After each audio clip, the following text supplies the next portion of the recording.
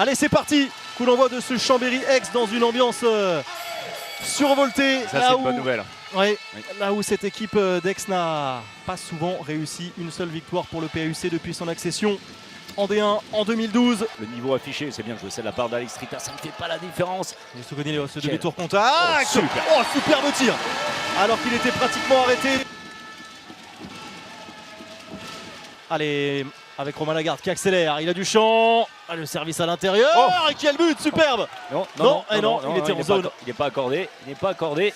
Pascas qui conserve sa place en attaque. Ouais, ça, là aussi, la passe superbe de Tarafeta. Ah, on a Tarafeta d'un côté, on a Scoubé de l'autre. Ouais, sur sa ligne. Solide. Face à Scoubé. Benjamin Richer. Oh, oh, oh, oh. Quel angle trouvé, la lucarne. Ah, il était, écoutez, il y allait avec l'énergie supplémentaire de la frustration de ne pas avoir été servi. Des équipes en forme. Allez, Nicolas Clerc qui prend ses responsabilités, la Redivic. Le premier but Aixois avait été inscrit après 7 minutes 40. L'échec, il est battu cette fois Filip Ivic. Et regardez, il n'y a plus qu'une petite longueur de retard maintenant pour Aix. Un jeune joueur prometteur. Que l'on voit beaucoup, qui a fait tous les matchs depuis le début de saison. Il restait sur un échec, et bien cette fois ça passe pour Benjamin Richer. Avec toujours Et une nouvelle fois, Aix de retour à un but. L'engagement rapide avec Eido Traoré. Oh, superbe, à 10 mètres. Fantastique ce tir. Nicolas Clerc, le renversement. Ça c'est bien, très propre. Et Mathieu Hong. Mathieu Hong en échec, les ailiers en échec aujourd'hui. Ça va dans tous les sens dans cette dernière minute. Ça va bientôt être entamé. Jean-Loup Faustin, ça passe avec un trou béant dans la défense aixoise. Il va rester un dernier coup à jouer pour Chambéry avec l'engagement rapide. Jean-Loup Faustin, les derniers instants, le passage de bras, le soutien. C'est bien lâché. Ça va passer. Allez, c'est reparti. La seconde période, vous le voyez, peu de buts, une équipe d'Aix sans solution, sans inspiration, très très maladroite face également à un bon Filip Ivic. Sans trop déséquilibrer le jeu, Benjamin Richer. Ouais, la prise de balle, Romero. Grosse entame. Ballon donné à Mathieu Hong. Impeccable pour se rassurer aussi. C'est lui qui va vers le but, mais en échec, très difficile les tirs. Passage de bras face à Romain Lagarde, la belle libération. Romero s'est récupéré par Benjamin Richer. Énorme de la part du Cubain. Même s'il y a eu 2 retours à un but, des exploits en première période et nouvelle perte de balle. Avec cette passe directement en touche de William Acobré, pas de repli défensif. Romero battu par Jean-Loup Faustin.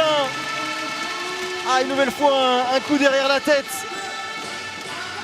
Reçu par les Aixois, Christianson. On a senti toute sa rage sur ce tir. Plus de menaces de refus de jeu. Il reste 30 secondes à jouer, plus de possession. Et décidément, Aix n'y arrive pas. Ici, une seule victoire depuis son accession en D1 en 2012. Allez, le dernier temps mort d'Éric Maté. 4e victoire sur tous les fronts cette saison. Avec la dernière réalisation d'Arthur Anquetil, la libération. Quelle performance de Chambéry qui a mené de bout en bout et qui s'impose face à Aix 26-23. 4e victoire consécutive pour les Savoyards qui surtout ont su tourner la page après l'échec, la désillusion en Coupe d'Europe. Et en revanche, coup d'arrêt pour Aix qui restait sur 3 succès de rang. Une équipe d'Aix méconnaissable aujourd'hui.